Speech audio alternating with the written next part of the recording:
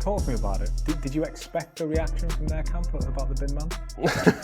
No, it was just an off-the-cuff comment. I didn't say anything negative. I didn't say it was a bad job or it was something bad for him. I just said binman. So I don't know where they've all suddenly gotten up in arms about it, got all upset about it, because I didn't say a word negative about it. I just said, yeah, binman. Do you expect him to sort of bring a different energy to you now? The fact that it seems you got under his skin a little bit? I don't know. I don't think so. I don't think much will change, not between now and then. And if it does, then I think it would be inauthentic. We've seen a lot of stuff on social media. We'll speak about in the build-up to this fight. The one thing that I'm seeing quite a lot is people seem to be warming to you as a personality. Do you feel like when you see these posts on social media, you're becoming a bit of a man of the people, a bit of a fighter that represents the people? Yeah, well, I feel like our journey anyway has been of the people coming up, fighting the battles and coming through it. From the days my dad was taking me to the gym, and till now we ain't changed. We've just been coming through our battles, coming through our wars, and here we are now. Man of the people. I'm a champion, people's champion. The reason I ask, are we looking to eclipse that moment on Saturday night? For sure. Do you think this is the kind of fight that can bring the very best? Definitely. This is the type of fight that I need at this level, this stage of my career, to drag the best out of me. Yeah. Frank Warren said in the press conference a few weeks ago, he said the winner of this goes into big stadium fights. Are you allowing yourself to think about that? Yeah, now and then, it's great. That's what I'm in the business for. So, yeah, I think about that, and I think about coming through this guy first. But that's great motivation. What started as a comment that didn't seem intended as disrespect suddenly turned into something that felt deeply personal. This rivalry has moved far beyond titles now. Fabio Wardley casually dropped the bin man remark, but it definitely wasn't received lightly. The atmosphere has shifted into that intense kind of pressure where you can tell everything will only be answered once the opening bell rings. I'm going to ask you the same question I asked him. The show's called Don't Blink. If you land on him, it's over. But what if he lands on you? It's not over. It's not great, but it's not over. I think that's the difference. I think that's where things are being missed in terms of when the comparisons are being made and between us and our power and whichever else. And we're all heavyweights, we can all hit. It doesn't take a lot past 16 stone, 17 stone. Once you're in them realms, you could be that big or whichever else, and anyone can take anyone out with a single punch. It's not like we're in just incredibly different realms. It's about the man, it's about how they respond to being hit. Here's the one part about the mental state of Dubois. He was here before. He was here the first fight he fought Usyk. He got stopped. And he got himself together. And he came back and won 3 fights in a row. One of them, the last one, beating Joshua, knocking out Joshua in Wembley Stadium. He does have the capacity to get it together. But you wouldn't think he'd get it together. and come back. And he does have that eraser. Same thing Wardley has. That right hand. And I said it early. Wardley gets hit with right hands. Dubois gets hit with right hands. It might just come down to who lands first. Fabio Wardley finally addressed the moment that sparked so much attention after he called Daniel Dubois a bin man. But instead of escalating it, he brushed it off like it was nothing serious. Wardley insisted the remark was only a careless joke and made it clear he never meant to disrespect Dubois personally. At the same time, it feels like a calculated attempt to get inside Dubois' head, especially considering how strongly the reaction came afterward to what Wardley claims was harmless banter. He even suggested that if Dubois shows extra hostility now, it probably won't be natural emotion at all. In Wardley's view, that would simply mean people around Dubois pushed him to respond. It's a clever layer of trash talk because it's no longer focusing only on the fight itself. It's also challenging Dubois mentally and raising questions about how easily he can be influenced. Yeah, talk to me about it. Did you expect the reaction from their camp about the bin man? No, it was just an off-the-cuff comment. I didn't say anything negative. I didn't say it was a bad job or it was something bad for him. I just said binman. So I don't know where they've all suddenly gotten up in arms about it, got all upset about it, because I didn't say a word negative about it. I just said, yeah, binman. Do you expect him to sort of bring a different energy to you now? The fact that it seems you got under his skin a little bit? I don't know. I don't think so.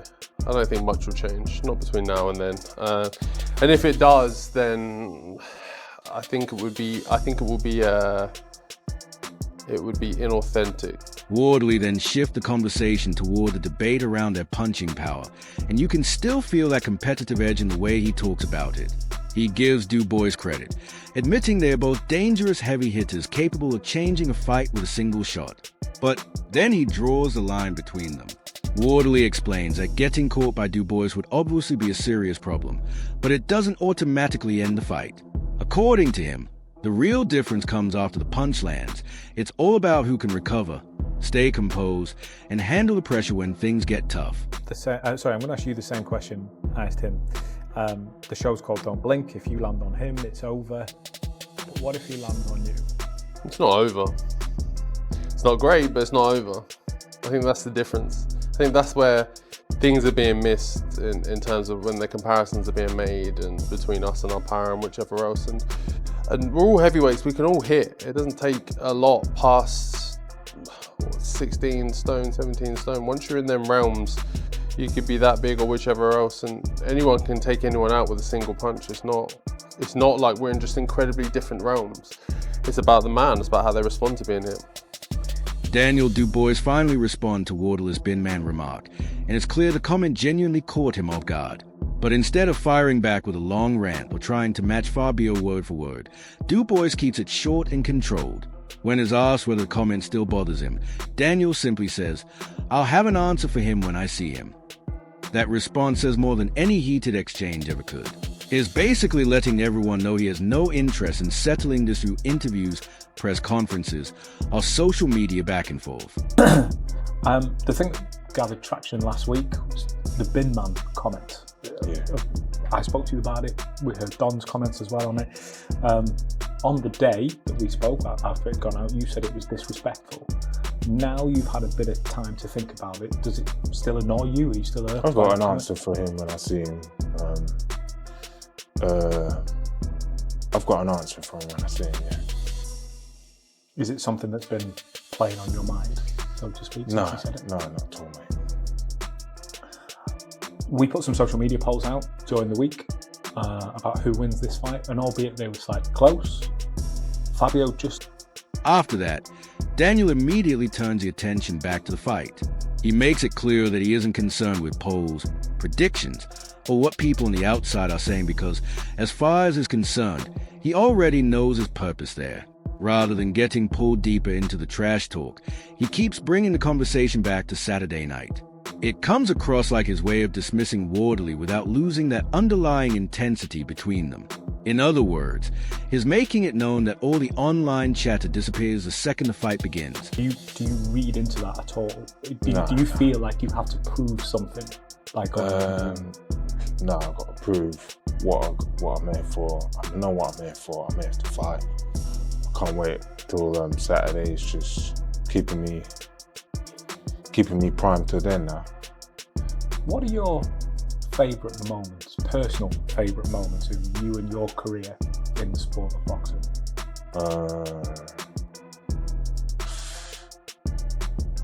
I don't know. I guess coming through challenges, maybe the journey. I guess the journey. Earlier in the interview, Daniel also delivered a powerful message when he was asked what would happen if Wardley connected with a big shot. He immediately dismissed the idea and said he isn't even considering that possibility. Dubois explained that he's fully ready for a war and feels unstoppable heading into this matchup. Instead of trading insults, his response focused entirely on confidence, showing that mentally he believes is entering this fight from a completely different place. Daniel then talked about how this matchup could bring the very best out of him, and this is where it becomes obvious that Wardley's comments may have added extra fuel to the fire. Dubois seems to believe this is exactly the type of challenge he needs at this stage of his career. In many ways, it feels like his answer to the trash talk is using it as motivation rather than getting dragged into it emotionally. When discussing Wardley, Teddy Atlas sounded genuinely impressed by how unexpected his rise through the heavyweight ranks has been. He pointed out that Wardley came into the sport with very limited amateur experience, but still managed to climb to the top level. Atlas described him as a type of fighter who can pull victories out of dangerous situations, someone capable of finding a way to win even when things aren't going his way. He also analyzed Wardley's style, especially the way he uses movement to create traps before unleashing that dangerous right hand. According to Atlas, once Wardley hurts an opponent, he becomes extremely dangerous at closing the show. As for his prediction, Teddy believes this fight probably won't last long. He leaned toward the under 8.5 rounds because of the aggression and style both men bring into the ring. He explained that if Dubois isn't mentally sharp after his recent setback, Wardley has the ability to catch him early and finish the fight quickly.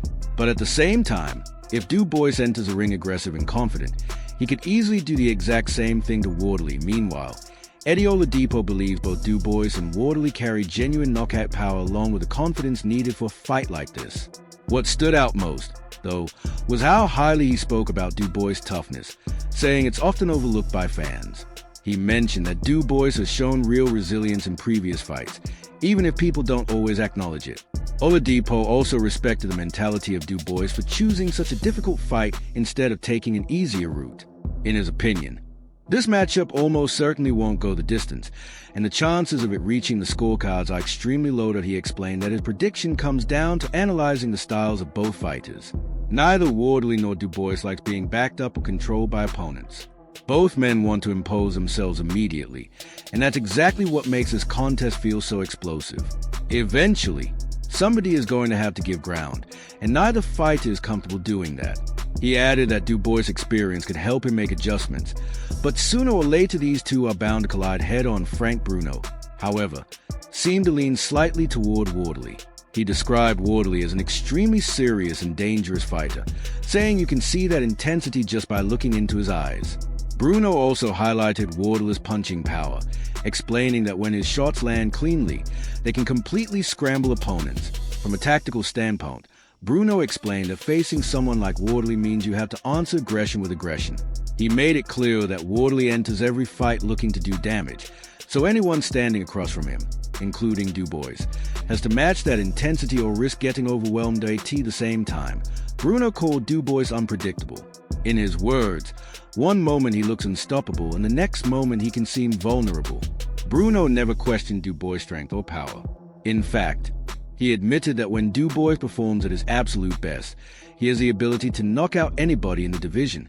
The real question, though, is whether that best version of Dubois will show up on fight night.